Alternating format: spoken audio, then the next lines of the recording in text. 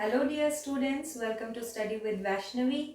This channel is all about studying and I have decided to share all that I studied with maximum people that I can. So I am starting with class 10th subject science and I will be going according to the current syllabus of CBSE. And so I am taking chapter electricity, which is of physics, and today in today's class I will be discussing the topics that come under this chapter and that I'll be discussing in each lecture. And I assure you that I'll be putting my best efforts to explain the concepts with as much clarity as possible. And so with this, let's begin. Electricity topics. So first topic that we have to study under electricity is electric circuit. सबसे पहला topic जो हम इसमें पढ़ेंगे वो आएगा electric circuit का. Electric circuit क्या होता है उसके बारे में हम इसमें पढ़ेंगे. Definition will study definition, then next basic concept is electric components,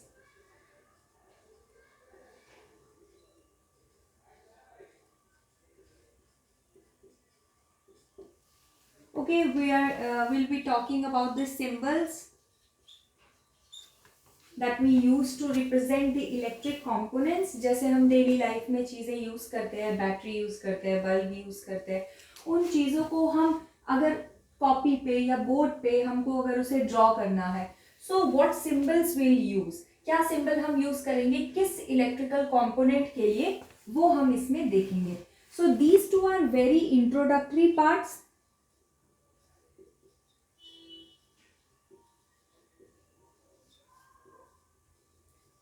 So these are in very brief. Next topic is electric current.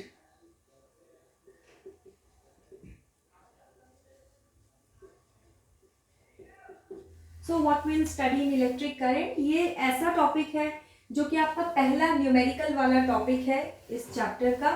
और इसमें हमें क्या क्या पढ़ना है, सबसे पहले हम देखेंगे इलेक्ट्रिक करंट की definition. First will see the definition. What is electric current. कोई भी नया टॉपिक जब पढ़ते हैं तो सबसे पहले वो क्या है इसके बारे में जानना जरूरी है. So first will know about it. Then after that representation. So physics has a very interesting thing in it that we don't have to write a quantity again and again like with full spelling. For example, अगर मैं बोलती हूँ speed equal to distance upon time. अब ये formula मुझे बार बार जरूर लिखना पड़ता है फॉर थियोरेटिकल एग्जाम्स, जैसा बोर्ड वगैरह में लिखना होता है, तो उसके लिए पूरा पूरा लिखना मतलब फॉर्मूला लिखना होता है, बट मुझे बार बार डिस्टेंस DISTANCE ऐसा नहीं लिखना पड़ता. We use letters. Speed equal to distance upon time. So what letter we are going to use for which quantity, this is also important. So here we will study which letter we are going to use for current. Next is its unit. Units are very important parts. Okay. So जब भी हम physics की बात करते हैं, unit एक बहुत important role play करता है. कई बार होता ही है कि हमें यूनिट नहीं आती होती और यूनिट नहीं याद रहती है तो हम सीधा नंबर लिख के छोड़ देते हैं, बट बिना यूनिट के कोई भी आंसर की कोई वैल्यू नहीं होती है और इसके मार्क्स भी कटते हैं. अगर आप यूनिट नहीं लगाते हैं तो उसका मार्क्स भी डिडक्ट होता है. सो ऐसा units are very much important. Then will study the formula plus numerical. Formula और उसका न्यूमेरिकल देखेंगे. Next topic is potential difference.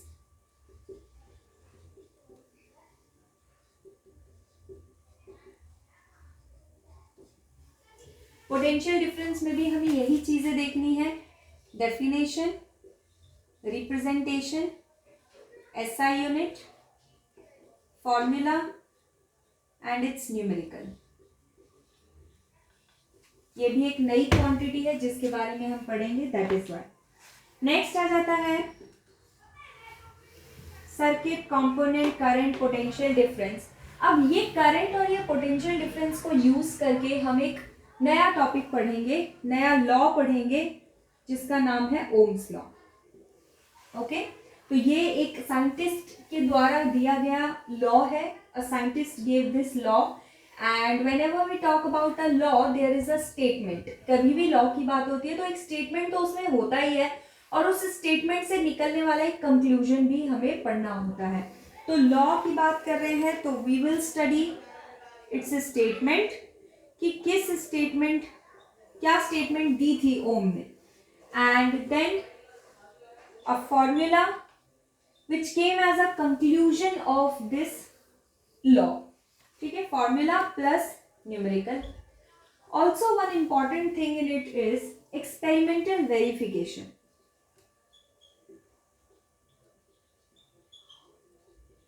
Okay, one experimental verification is there. एक एक्सपेरिमेंट है जो कि हम परफॉर्म करते हैं और उस एक्सपेरिमेंट से हम ये प्रूव करते हैं कि जो ये लॉ है ये एक्चुअली में क्या था। तो ये बहुत इंपॉर्टेंट टॉपिक है, लगभग 5 नंबर में भी डायरेक्टली पेपर में आ जाता है। डायरेक्टली जो मैं आपको यहाँ पे बताऊंगी एज इट इज वो उठ के आपको आ जाता है पेपर में। तो एक्सपेरिमेंटल वेरिफिकेशन भी बहुत इंपॉर्टेंट टॉपिक है और इसके साथ साथ एक ग्राफ है जो कि बहुत इंपॉर्टेंट है ओम्स लॉ के पॉइंट ऑफ व्यू से। नेक्स्ट आ जाता है, यहीं से हम पढ़ेंगे एक टॉपिक के बारे में विच इज रेजिस्टेंस, रेजिस्टिविटी। इन दोनों टॉपिक्स के बारे में both are very much related to each other, तो इसके बारे में हम पढ़ेंगे। इनके बारे में भी हमें क्या क्या पढ़ना है, सेम चीजें, definition, representation, SI unit, formula plus numerical. Resistivity के साथ में इसमें एक मटेरियल्स भी हम देखेंगे। मटेरियल से मेरा मतलब है जैसे कि हम डिफरेंट टाइप के मटेरियल्स देखते हैं, हम कंडक्टर्स देखते हैं, इंसुलेटर्स देखते हैं, बीच के अलॉयज भी देखते हैं, तो वो ही हमें इसमें पढ़ना होगा। तो वो रेजिस्टिविटी के बेस पे ही मटेरियल भी हम डिस्कस करेंगे, तो वो भी इसी में आ जाएगा। Then next topic is combination of resistors.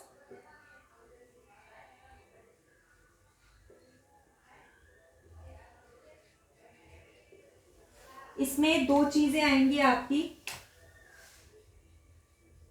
Series और पैरेलल, और दोनों के ही बारे में आपको डेरिवेशन करना होगा। डेरिवेशन से निकलेगा एक फॉर्मूला और फॉर्मूले से हम करेंगे न्यूमेरिकल सॉल्व। तो कॉम्बिनेशन ऑफ रेजिस्टर्स के मतलब जो भी डिवाइसेस लगाए जाते हैं वो कैसे कनेक्ट किए जा सकते हैं, कितने तरीके से कनेक्ट किए जा सकते हैं, तो उसके लिए दो तरीके हैं, दो मेथड्स हैं, series connection and parallel connection. और किस मेथड का आउटपुट क्या होता है, कैसे डिवाइसेस को कनेक्ट करने से क्या रिजल्ट निकलता है, वो हम देखेंगे इस टॉपिक में। और साथ ही साथ डेरिवेशन करेंगे। डेरिवेशन क्या होता है, डेरिवेशन का मतलब हुआ कि जो भी फॉर्मूला आपको पढ़ाया जाता है वो कहाँ से निकला, मतलब उसका पूरा प्रोसीजर क्या है फ्रॉम बिगिनिंग टू एंड, तो वो डेरिवेशन होती है। वहां से हम एक फॉर्मूला डिराइव करते हैं एंड देन उस फॉर्मूले को यूज करके हम न्यूमेरिकल आगे सॉल्व करते हैं। तो इतने टॉपिक्स अभी हैं, इसको मैं इरेज करके आगे नेक्स्ट टॉपिक्स लिखूंगी, आप इसका स्क्रीनशॉट ले लीजिए।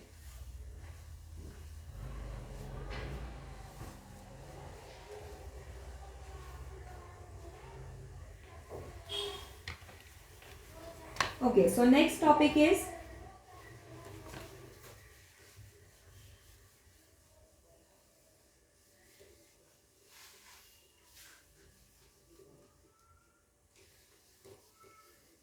कॉम्बिनेशन ऑफ रेजिस्टर्स मैं बता चुकी हूँ। नेक्स्ट टॉपिक इसमें आ जाता है आपका Joule's law of heating.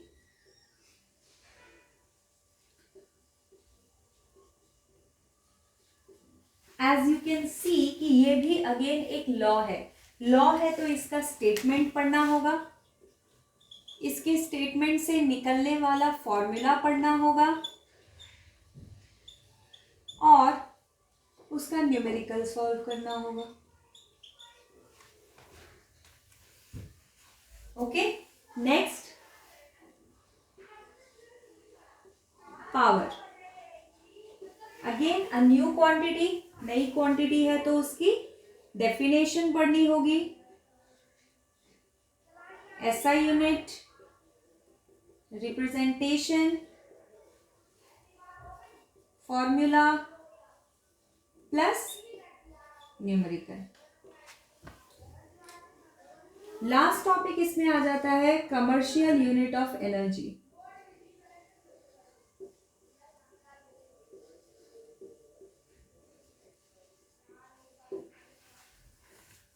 Commercial unit of energy यानी कॉमर्स के पर्पज से, कमर्शियल पर्पज से एनर्जी की कौन सी यूनिट यूज की जाती है। सो इसके अंदर आपको एक छोटा सा न्यूमेरिकल आ जाएगा।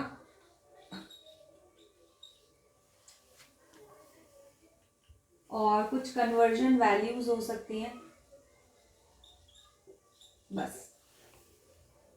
तो इस चैप्टर में गिनती के ये 10 टॉपिक्स हैं और अगर कुछ मिसिंग होगा तो हम इसके बाद ऐड कर लेंगे। वैसे इतने ही टॉपिक्स हैं और इतने टॉपिक्स पे आपका ये चैप्टर जो है ख़त्म हो जाएगा। एक एक करके मैं एक एक टॉपिक जो है वो डिस्कस करूँगी।